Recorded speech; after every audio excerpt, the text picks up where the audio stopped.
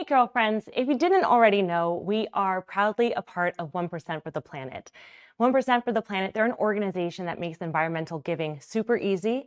And as a contributing member, that means that our company, RobeCurls, donates at least 1% of all of our sales to support environmental nonprofits, ones that are on the ground floor and making impactful changes for generations to come.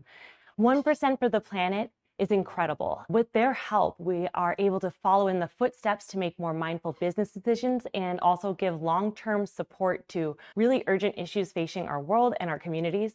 So you'll see the logo on our packaging, and that's what it represents, the symbol of our commitment to care for the world and protect this beautiful world that we all get to live in.